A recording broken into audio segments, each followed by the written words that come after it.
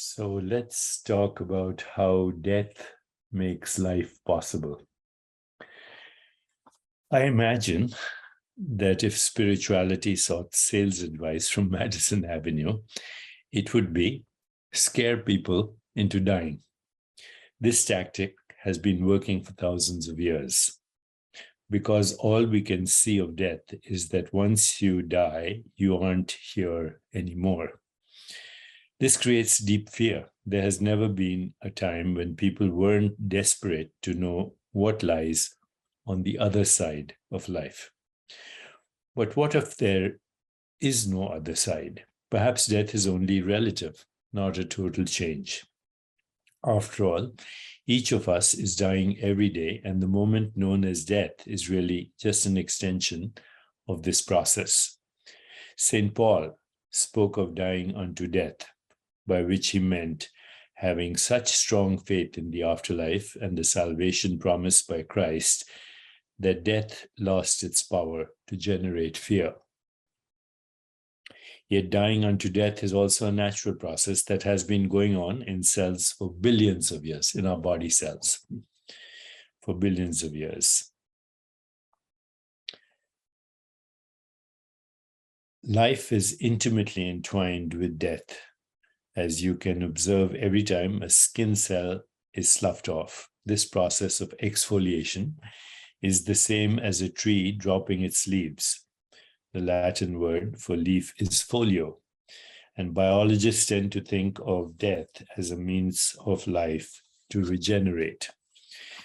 This view brings little comfort, however, when you face being the leaf falling off the tree to make room for next spring's growth.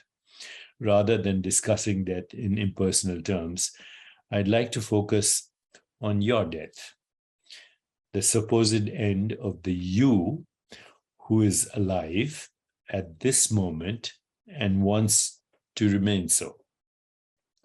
The personal prospect of death is the issue no one likes to confront. Yet, if I can show you what the reality of your death is, all this aversion and fear can be conquered, after which you can pay more attention to both life and death. Only by facing death can you develop real passion for being alive.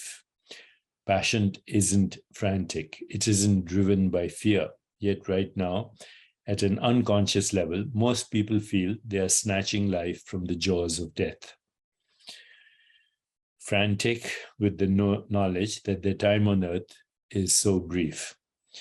When you see yourself as part of eternity, however, this fearful snatching of crumbs from the table vanishes, and in its place you receive the abundance of life that we hear so much talk about, but that so few people seem to possess. Here's a simple question. When you're a grandparent, as I am, you will no longer be a baby, a teenager, or a young adult. So when it comes time to go to heaven, which of these people is going to show up? Most people look totally baffled when they are asked this question. It's not a frivolous one. The person you are today isn't the same person you were when you were 10 years old. Certainly, your body has changed completely from that of a 10-year-old. None of the molecules in your cells is the same. Neither is your mind. You certainly don't think like a child, I hope. In essence, the 10-year-old you once were is dead. From a 10-year-old's perspective, the 2-year-old you once were is also dead. The reason that life seems continuous is that you have memories and desires that tie you to the past. But these too are ever shifting. Just as your body comes and goes, so does the mind with its fleeting thoughts and emotions. When you're aware of yourself, without being attached to any particular age, you found the mysterious observer within who doesn't change. Only witnessing awareness qualifies as that observer. It remains the same while everything else changes.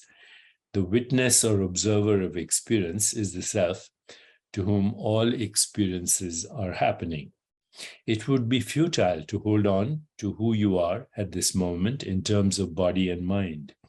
People are baffled by which self they're going to take to heaven because either they imagine an ideal self going there or a self they have attached to in their imagination. At some level, we all know that there was never an age that felt ideal. It's true. Never an age that was ideal. Life needs to be fresh. It needs to renew itself. If you could beat death and remain just who you are or who you were at the time of life you consider the best, you've succeeded only in mummifying yourself. You are dying at every moment so that you can keep creating yourself. So I will continue on this. Okay. How to die every moment so you can renew yourself. All the best. More coming soon.